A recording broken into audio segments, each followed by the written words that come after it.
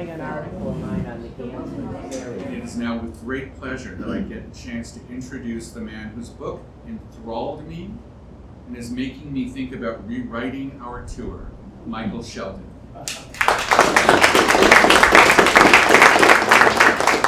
Thank you very much. It's a real honor to be here. My story takes place here on this ground.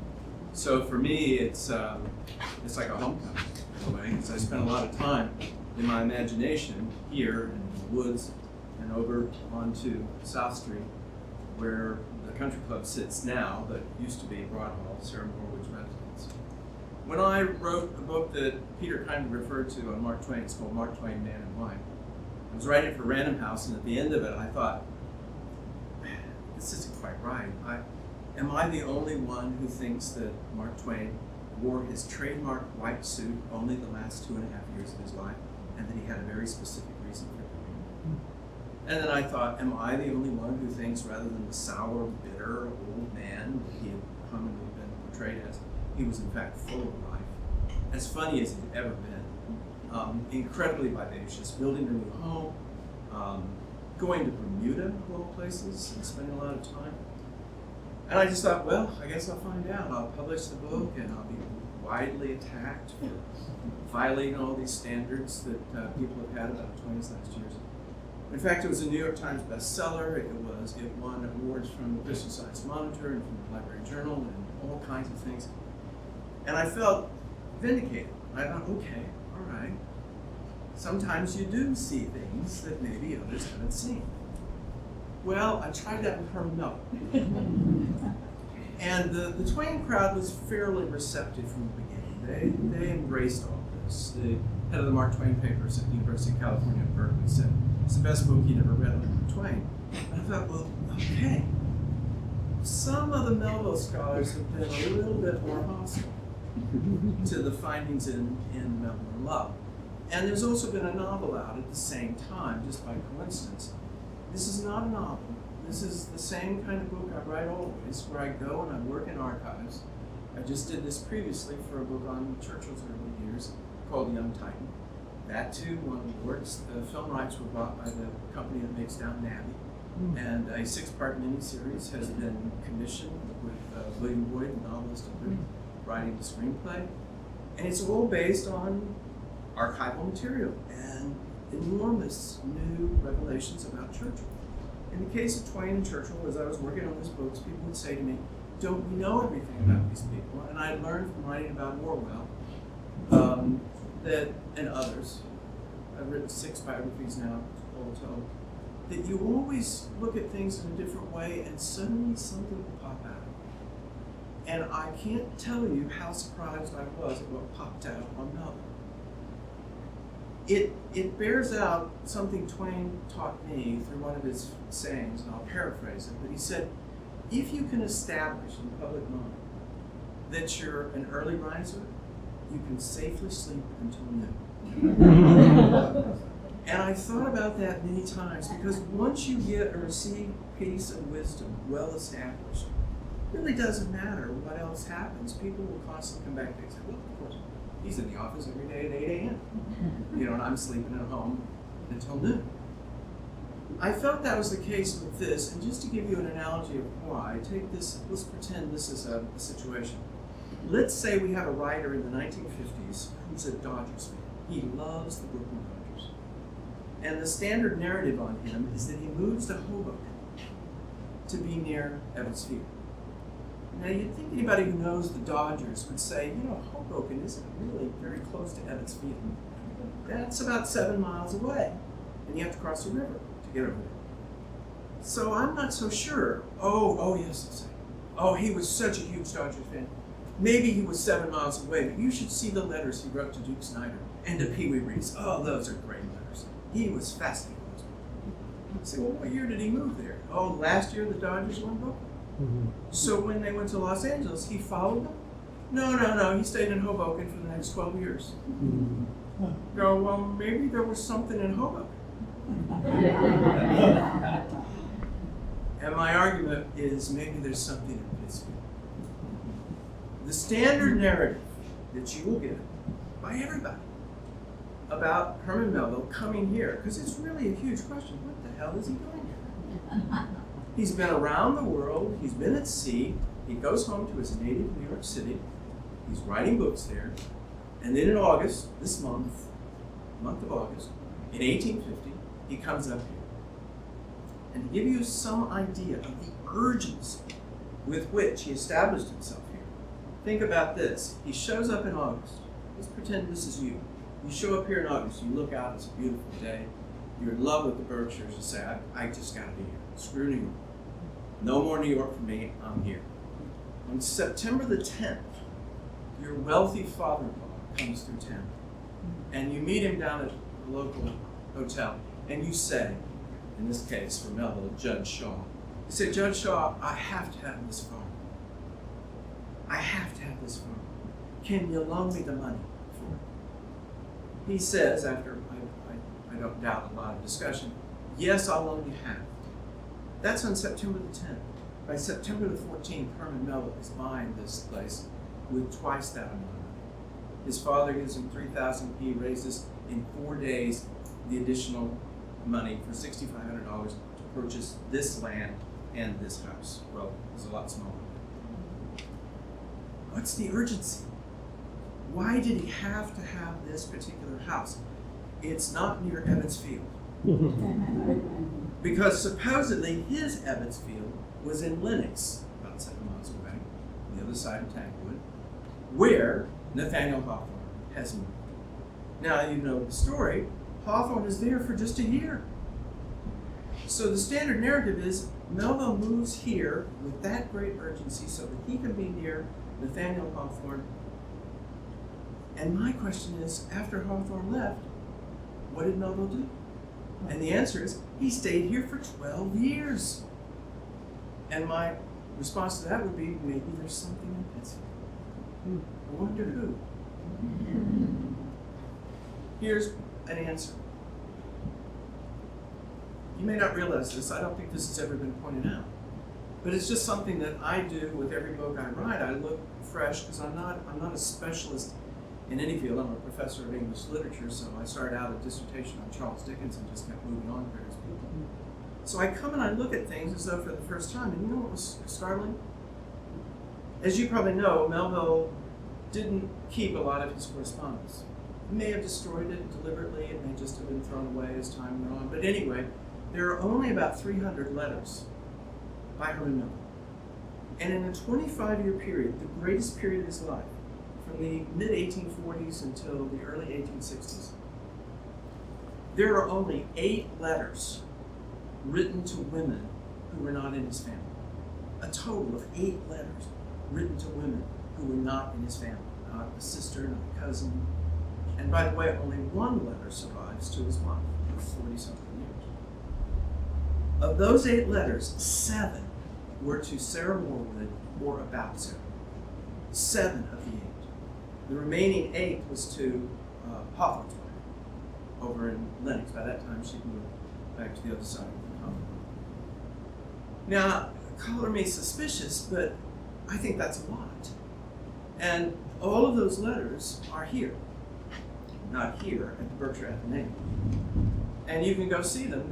One of them is on display usually, the most passionate one, in which Melville refers to Sarah as a goddess, calls her his most beautiful and ever excellent lady of paradise. And well, I'll tell you, here are a list of things he says in those surviving letters. The ever excellent and beautiful lady of paradise, Mrs. Morwood the goddess, thou lady of all delight, my lady countess, even thou, thy peerless lady, the honorable and beautiful lady with 3 times kissing of your ladyship's hands, he closes off. And then, of course, the one I begin Melville in love with, a beautiful sentiment, most considerate of all the delicate roses that diffuse their blessed perfume among men is Mrs. Melville. Now, I don't know about you ladies, but I'd feel flattered if that came to me. I'd say, well, geez, thank you, Herman. What's going on here? And in the passage of time, here's a problem. And I've noticed it, and it shocks me.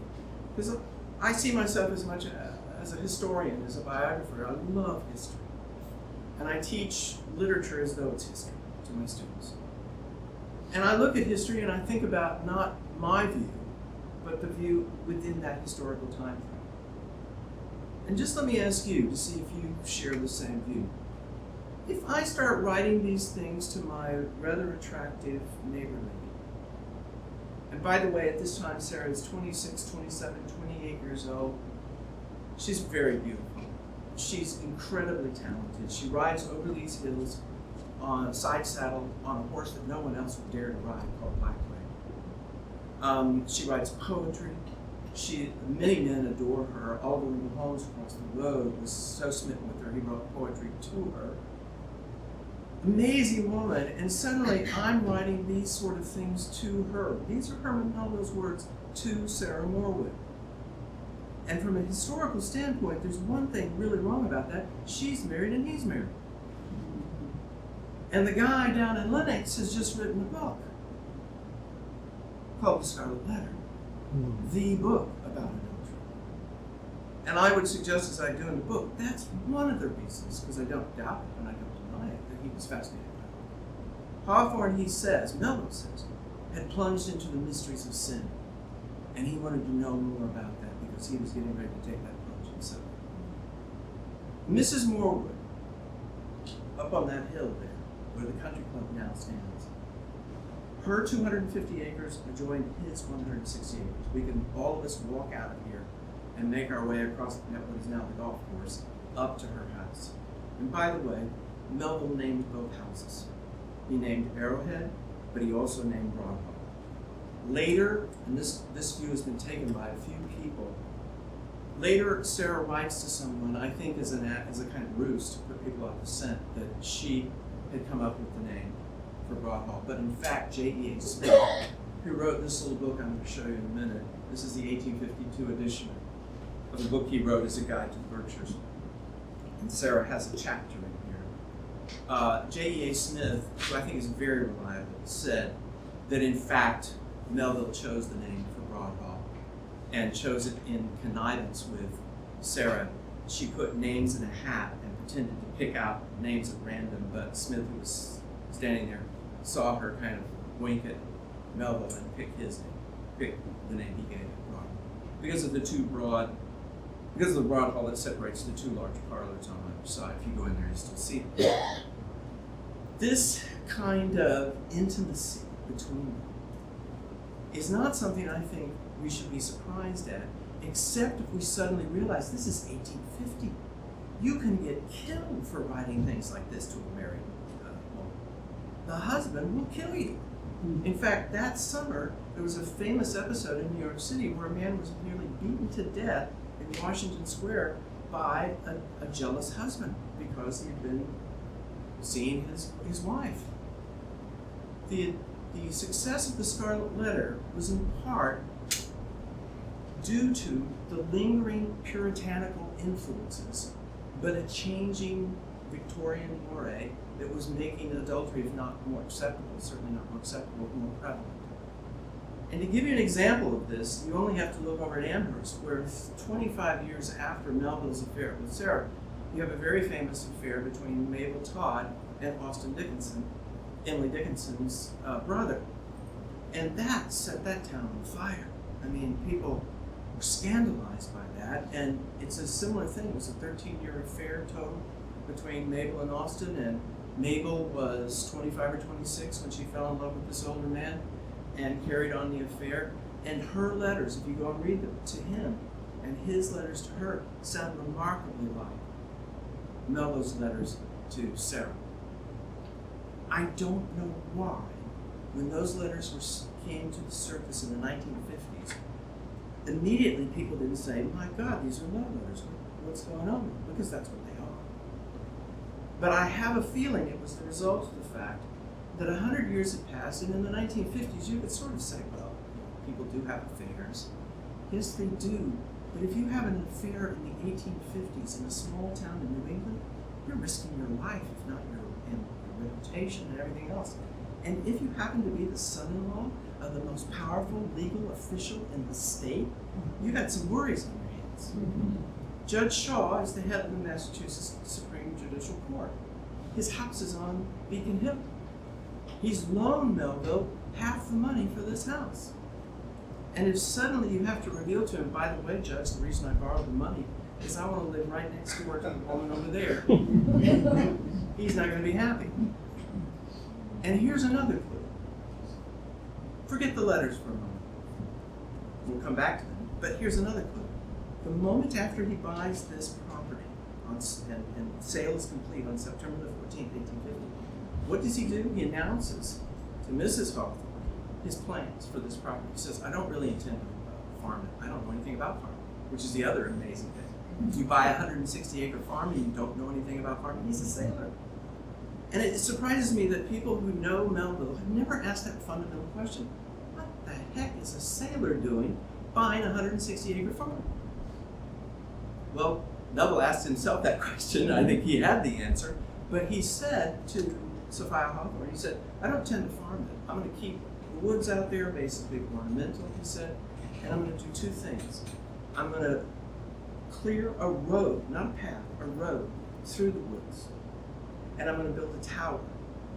This house was still here, but it wasn't much of a house, and he wanted a grander thing, a tower.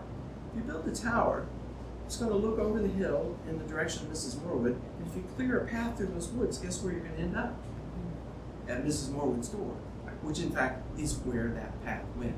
Because he didn't have the money for the road, he ended up clearing a path, and the path went straight to her door. And at one point, Sarah was so familiar with that path that she sent two of her serving girls at night, who apparently had gone that way many times, to deliver something at Arrowhead.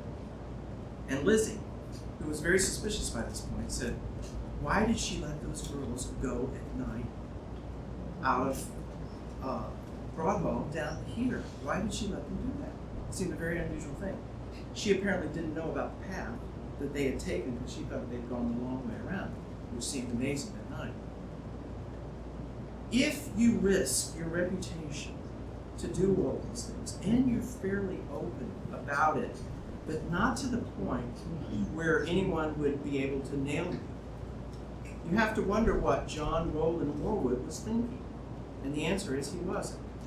He had a business in New York that was about as unpoetic as you could get. He made spikes, bolts, and lightning rods.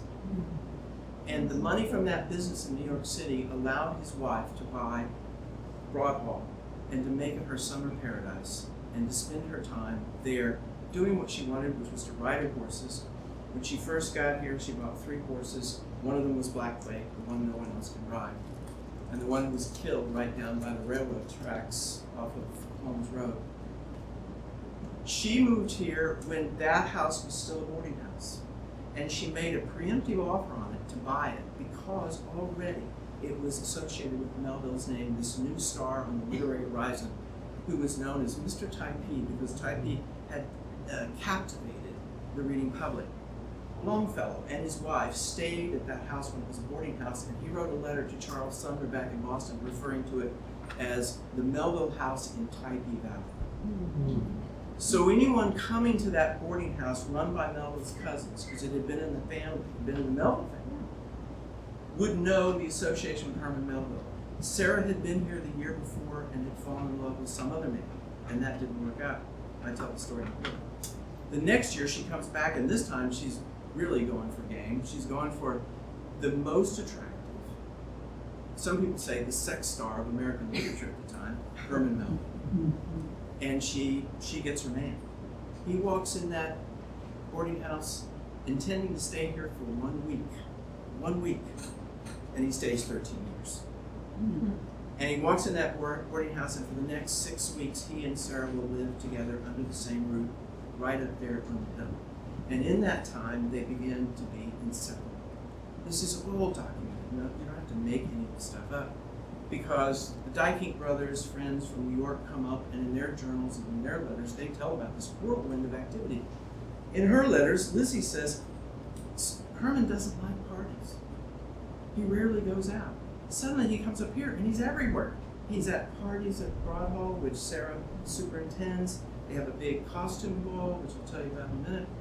They go on expeditions out to Lake Pontissac. They wander over the hills. She loans him one of her horses. He begins to ride it too. Oliver Wendell Holmes, dean of the Harvard Medical School, whose summer house is here, suddenly thinks, what the heck is going on here? And 10 years later, will write pretty accurately about a lot of it in a novel since forgotten called Elsie Venner. But up until the turn of the last century, people would always say, in fact, there were local guides printed that said the Elsie Venner house was Broadhall. But the country club was the Elsie Venner house because it was so clear the connection between Sarah and that house. A lot of people, several people anyway, were aware that something very odd was happening between these two new residents of the Berkshires, Sarah Morwood and Herman Melville. And perhaps one of the biggest clues, which I was delighted to uncover, because I asked some of these hard questions that I've been talking about. I said to myself, they have a costume ball, and Sarah goes as Aunt Tabitha, and Herman goes as a Turkish harem sultan, basically. It's odd costumes for 1850 in the Berkshires, in the Puritanical period. Because Aunt Tabitha, if you know literature, is probably the most outrageously erotic character in 18th century literature in the works of Tobias Smollett. Every book but one of Herman Melville's before Moby-Dick refers to a novel by Smollett. He was obsessed with Smollett. He loved Smollett. My guess is probably the two of them began talking right away about their mutual love of books, which would continue throughout their relationship because they would trade books back and forth and other things. And they decided, let's put on a costume ball. Everyone will come as things we will tell them, and they won't know that they're acting out Tobias Smollett's Humphrey Clinker. He goes as the Turk, who's in Humphrey Clinker. She goes as Aunt Tabitha, whose malapropisms are scandalous, they're obscene. You don't do this with a married lady unless something has happened to create that kind of intimacy. But if you doubt that there was something connected to that ball, listen to what happens next. They announce the ball. It's going to be held there before she owns the house, while they're still all just guests there in the house. But they invite all their friends and everybody they've made as an acquaintance that summer. And they've come as various costumes. And Melville says, there's an abducted bride in Humphrey Clinker. We need an abducted bride. Where are we going to get that? This is unbelievable. He goes down to the train depot in Pittsfield because he's heard that a man is coming through town with his new bride. Dyking has told him about this. Then he takes the woman off the train, puts her in the buggy, and rides off with her. And the husband's left standing there thinking, what happened? And chases after him. And where does he take the woman? To Sarah's door. They hand her over. You wanted the abducted bride? Here she is. That man, no one had ever asked who that fellow is. That man was the son of the Attorney General of the United States. I don't think I would abduct the wife of the son of the Attorney General of the United States. I might expect repercussions. But Melville did that because he was caught up in something that was overwhelming for him and that made him, within a month, take every penny he could borrow and sink it into this place that he couldn't farm it and he couldn't afford it, and it would hang like a millstone around his neck for the rest of his time here, but he would cling to it. And when he left, after 13 years, he left the month Sarah died in that house. He moves here when she moves here. He leaves her when she dies. Hello. One of the objections about the letters that I've heard, which is absurd, is that Melville wrote this way often. He did not. Those fanciful, playful, loving, affectionate letters he wrote to Sarah are not matched by any other letter, whether to women he didn't know outside of his family or to women within his family. Also, it said people wrote like that a lot in that time. They did not write that way to other men's wives. They could get shot for doing that. They could get horsewhipped for doing that. They did not do that in 1850. Melville was taking one of the great gambles of his life. Was he a gambler? What do we know of his life in the South Pacific? He jumped ship not once but twice. This is a man who's willing to risk all with cannibals. He's willing to jump a ship and see how it works out with the cannibals. And yet he comes here and everyone thinks, well, he's got his little wife here, he's bought his little farm, and he'll just stay here and be happy. That's not Herman Melville. If the standard narrative of Herman Melville is right, we've got a very dull man. We've got a guy who has every incredible adventure you can imagine overseas and comes back and becomes the dullest human being you could possibly imagine for the rest of his life. But I suggest to you the evidence is overwhelming that the only reason he came here was not Nathaniel Hawthorne, who, by the way, had the good sense to rent that cottage in Lenox. He didn't buy it. In fact, the woman who rented it to him basically forgave him the rent. She said, it's a great honor to have Nathaniel Hawthorne here. You can have the place for a couple of dollars. So while Hawthorne is renting, and by the way, I scoured the pages of the Pittsfield newspapers to see what the prices were. You could rent a place, a decent house here, for $150 a year. So he could have rented, but not in town, not in Lenox, not somewhere in between, but right here, on a farm he did not know. He did not know this farm. He knew that farm. As a young man, he had worked alongside his uncle, who did own that farm, before it was sold to Sarah. He stayed here, and he bought this farm here for Sarah Morwood, not because he wanted to be near Nathaniel Hawthorne. That's just absurd. And if you count the number of times that he sees Hawthorne within the year that Hawthorne is here, it adds up to about half a dozen. And in that time, Melville's letters, because Hawthorne wouldn't throw them away, amount to the same number of letters he wrote that survived to Sarah. And the letters to Hawthorne are often considered so effusive that perhaps there was a love affair. That discounts the fact that when Melville and Hawthorne go to the Shaker village, Hawthorne is appalled by the intimacy and the close physical contact between the men there, that he walks away saying, that's disgusting, that those people deserve to be extinct. I hope they die out soon. It's kind of hard to have a homosexual affair with a homophobic man. That's the fact. But you can have fantasies about this, and you can walk into a planetarium and look up and say the moon is made of green cheese, but that doesn't mean it's made of green cheese. The fact of the matter is, it's not guesswork that Melville moved here for Sarah Morwood. Everything lines up for it, including Melville's own words, and I'll tell you what they were. One night in December, as he's working on Moby-Dick, and by the way, the idea of a muse for Moby-Dick is not crazy at all, a female muse. Think about it, Typee had its muse. It's called Phailin, the beautiful Polynesian maiden who suffuses that book and who became the star of that book. His first book was inspired by a beautiful woman. I suggest Moby-Dick was as well. But not just a beautiful woman, an intelligent woman, a poet herself, a writer of some distinction, a woman who, by the way, at her death, was eulogized in the paper here. It was originally published in the Springfield Republican as the representative woman of her time. That's an Emersonian phrase. Emerson's great lectures of the 1840s are called Representative Men, and he starts with Shakespeare. For Carolyn Whitmarsh, a friend of Sarah's, to refer to her as a representative woman, I've got the actual article here. Here is the article in the Berkshire County Eagle on her death. The title is A Representative Woman, and she specifically says Sarah inspired men of genius. There weren't any men of genius in Pittsfield in that period, except one.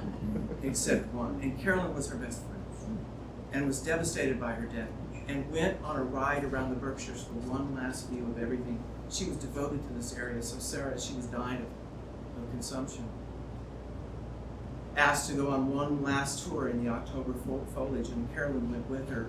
They went on an 85-mile buggy ride. She barely made it home alive because she wanted to see this area one last time. And her last words were a few days later, as she's dying up there in the house. They lift her up to look out at the light, and her last words are, "How lovely." On a December night, as he's writing Moby-Dick, I contend greatly under the influence of this incredible woman. He writes to Dyke, who's witnessed a lot of this, and he says, bad news about black women. You know, the wild horse that only Sarah can ride. He was spooked and ran across the railroad tracks, and a locomotive hit him. And the farmers are still wondering whether to put him down, but it looks as though they will. He probably won't make it. And then he says, because he's being coy, because it's Herman Melville, for God's sake, you can write this book. He says, you know, broken leg for that horse. Considering that that horse will never be on Mrs. Morwood's, will never have Mrs. Morwood on his back, will never have her petting his mane and whispering sweet nothings in his ear. Considering all that, a broken leg for that horse wouldn't be any worse for me. He says those very words. Those are Melville's words. It's his way of saying to a friend, without actually coming out and saying it, if I suffered the fate of that favorite horse of hers, and it meant that I would never have Mrs. Morwood with me again, then what he suffered would be just as bad for me. It's a terrible thought, but it fills him with fear in the middle of writing Moby-Dick. In the middle of writing Moby-Dick. Part of the information was in the basement of Arrowhead. The big box of Mrs. Morwood's papers, which brought her to life for me. If you're wondering why I came up with this, because it's never been said before, there's a very simple reason. No one took Sarah seriously. It's a terrible thing to say, but we know the consequences of that with Emily Dickinson. You know who took Emily Dickinson seriously enough to get her poetry published? The woman having an affair with her brother. It was Mabel Todd who published the first edition of Emily Dickinson's poetry in 1890. The woman up there was forgotten. On our way here, we stopped at the cemetery to see her grave. I'd noticed it, I'd been up there before. The stone is cut in half. Something's happened over the years to break it, and the top part has fallen into the ground, and it's propped up against the back part. Her name and dates are still there. It's very sad to see, and others around her buried with the Morwood name. But here's why they didn't take her seriously. If you look at every single book on Herman Melville, you will find Sarah reduced to three adjectives: neighbor, friend, socialite. Over and over again. No matter whether they add more to the story, or in the case of Andrew Delbanco's book on Melville, 4 sentences getting to Sarah. 4 sentences. No mention of the fact she was a poet. No mention of the fact that she was considered one of the leading lights in the virtual literary community because of her support for other writers in this area. No mention of the fact that she was so learned that she could exchange books on Dryden's poetry with Melville. I went to the Rosenbach Museum in Philadelphia just to look at the book they have, which Melville presented to Sarah of Dryden's poetry. It shocked me because it was a gorgeous book, gilt edge. It's the kind of expensive book you don't give to a friend. You give to a lover. And it's the poetry of Dryden, and the only page is marked in Melville's distinctive style with his check marks in this book given to Sarah. Presented to Mrs. J.R. Morwood, it's always called it, by Herman Melville. That's what's in the front. The only passages marked are the most erotic passages in all of Dryden. Is in adaptations of Boccaccio's poems, in which he talks about a secret love affair between a woman and her lover, where they have to meet in the woods and other places to carry it on. And he talks about the first time they meet in one of their secret love spots, and Melville has put a big check against this one line, and it is, the first time they met, he fell into her arms. It's a moment where he's basically saying, that's us. She sent him, along with books, she sent him at one point 2 flasks of cologne. Married women do not send married men in 1850 cologne. In fact, I dare say they don't do it today, do they? If your pretty neighbor lady sends your husband 2 bottles of cologne and 2 expensive books, you're going to be suspicious, aren't you? And you know what's going to really make you suspicious? When you're 7 months pregnant in that house and your husband announces to you, I finished Moby-Dick. I need to celebrate. I've been staring out that window, as you know, at Greylock the whole time. And some people say it looks like a whale. That's not the point. That's just what I've been looking at. And now that I've conquered Moby-Dick, everything rides on that. I have to celebrate. I'm going to the top of Greylock. I asked Hawthorne to go with me. He won't go. So Mrs. Melville listens to him explain that the neighbor lady, Sarah, has volunteered to go with Melville up to the top of Greylock and provide all the supplies, including champagne, rum, all kinds of other things. Tell your wife, while she's 7 months pregnant, you're going to spend the night on top of a mountain with the pretty neighbor lady, and she's providing the champagne and the rum. But that's exactly what Sarah did. Victorian ladies did not climb mountains, Sarah did. Sarah rode a horse better than many men across these hills. Sarah, as I told you, was a poet. And I want to read you before we run out of time, and I think this is a terrific honor for me to do this. The poem by Sarah, which I had recovered, because I took her seriously, I went looking for everything I could find about her. And one of the things I uncovered from the Pittsfield Sun was the poem that she wrote for the dedication of the Pittsfield Cemetery. Beautiful place still, where she is now buried. 4,000 people gathered there on September the 9th, 1850. She was new to this community. She was trying out her wings as a poet. Oliver Wendell Holmes was the lead poet they were going to feature at that event. She sent in her poem, they accepted it, and they liked it so much, they set it to music, and a choir performed it. And Sarah had the honor of standing in that crowd and listening as 4,000 people heard the choir sing these words. These are Sarah's words about the cemetery. And this is the first time these words have been read, because I didn't print the whole poem in my book. These are the first times these words have been read in 150 years. A resting place for those who sleep, a resting place of calm repose, where the dark wood, its shadows deep, o'er sunny lawn and greenwood throws. Where flows the stream from hidden urn, where by its banks the spring flowers wave. From scenes like these the heart may learn far better lessons for the silent grave. In yonder dark and somber shade, the gloom of death we seem to read, the sunshine lighting up the glade, our thoughts to brighter worlds shall lead. The stream whose waters glide along, till lost amid the rolling seas, still tells us of the eager throng, fast hurrying to eternity. But spring unfolds a sweeter tale, from which the heart may comfort learn, when flower gems strewn o'er hill and vale proclaim the opening year's return. Mourner who sorrowst over the tomb, these things of spring, they bid thee dry thy wet weeping eye.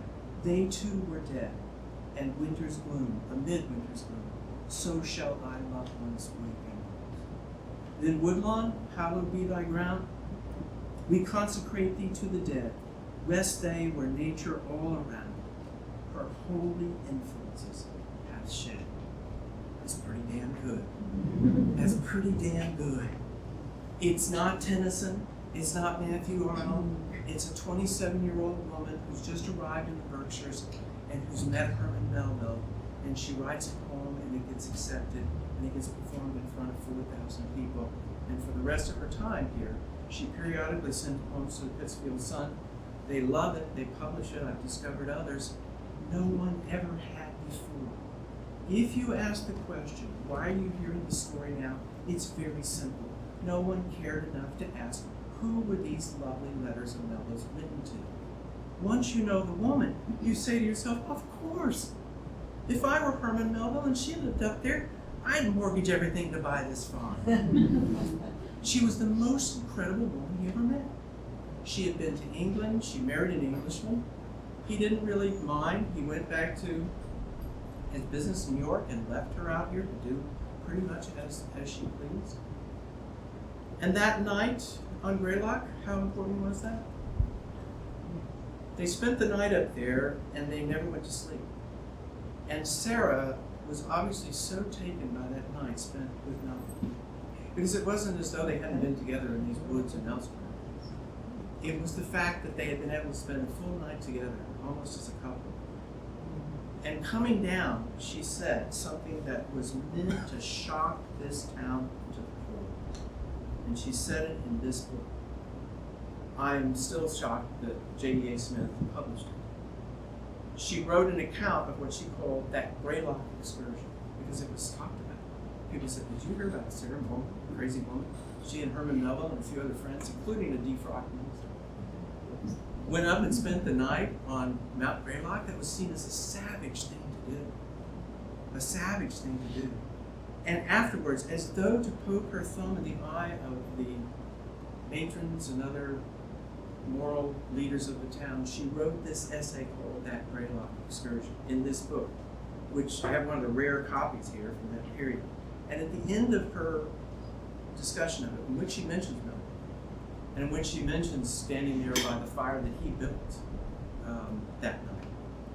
She then says on the way down, she kept turning around with lingering glances, and then she says the thing that was just like a gunshot to the puritanical mind, like Lot's wife.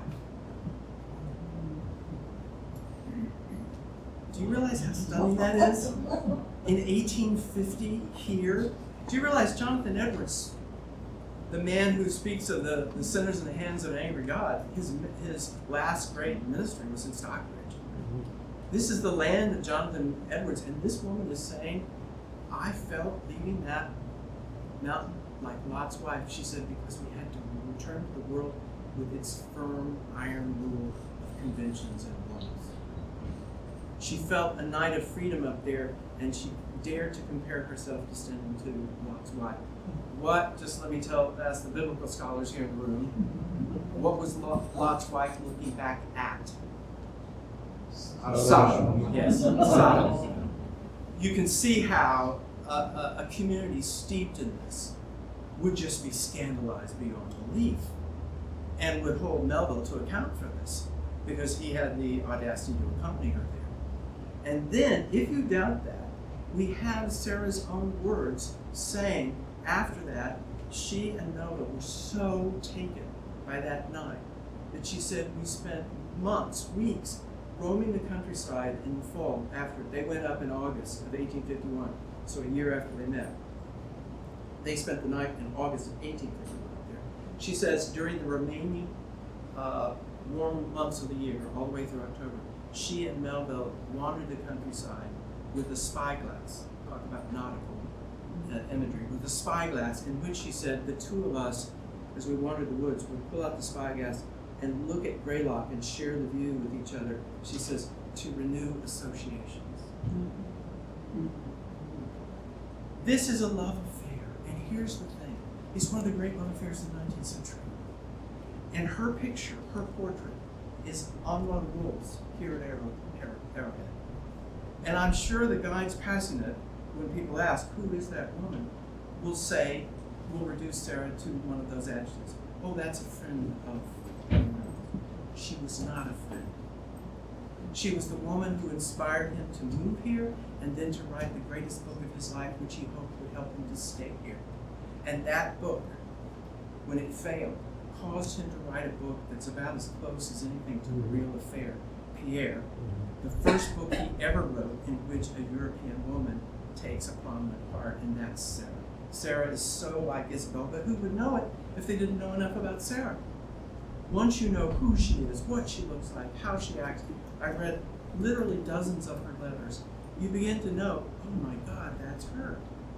But it takes a lot of work, and more than that, it takes a lot of courage. And I'm talking about courage for readers and scholars and others. The courage is to tell those people, some of them older, some of them just with a lifetime of scholarship to defend, I understand that. But you cannot leave this woman written out of history. You cannot leave this great love affair written out of history just because you didn't see it. You must recognize that this is the story that's here. It's on this ground. It lives here. And it's one of the great stories I've ever come across. And to act as though it didn't happen or to dismiss these letters as though Melville always wrote in that fashion is a great disservice to the very person we're supposed to be here for, Herman Melville. So my hope is, Peter sort of alluded to this, my hope is that one day I'll come back here and I'll say, in my disguise, I'll say, by the way, who's that woman on the wall there? And they will say, that's Melville's mother. The woman who was the muse of Moby-Dick, who inspired his life. And it will take guts to do that, because somebody will come along and say, well, how do you know that? You know, what makes you think? And to be quite frank with you, a lot of this is just sexist nonsense.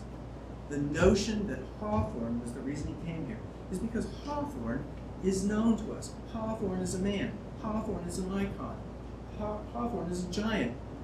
For all that they knew, because they didn't know much about Sarah, she was just the neighbor lady. And so it seemed absurd that he would say she was the muse of Moby-Dick. It seemed absurd to give her the credit she was due because she seemed inconsequential. And you could only come to those conclusions if you begin with the sexist notion that a woman that you don't know much about can't amount to anything because you don't know much about her. It's the same trap that Emily Dickinson fell into, and it's the trap that Sarah Morley has fallen into. And it's just plain wrong, and in the 21st century, we need to correct it. If you read my book, and I hope you will, the case for Sarah is enormous, and the case for her love affair with Melville is enormous. And if you then go on to read other books in which you see the reflections of their love affair, you, I think, will come to believe this as well. It is not based on assumptions, it's based on hard physical evidence. It's the only way I would do it. And the only time that I think you ever have to doubt any of this is when you hear others say the old tired cliches, and you wonder for a moment, well, I hope you won't do that. I hope you'll come to your conclusions based on the facts, and that you then won't be weaselly about it. You won't say, well, some say, because that's like going to the planetarium and looking up at the moon and say, some say it's made of green cheese. It isn't some say, it's the facts say. And if you have problems with the facts, write me and tell me where they're wrong. Because so far no one has, and that's because they aren't. They're based on documents here at the Berkshire Atheneum, at the New York Public Library, at the Rosenbach, and many other places. Solid evidence of all these things. And of books that have been forgotten, like this one by J.E.A. Smith, where Sarah's own words tell the passion of that night spent on Bergman. Thank you.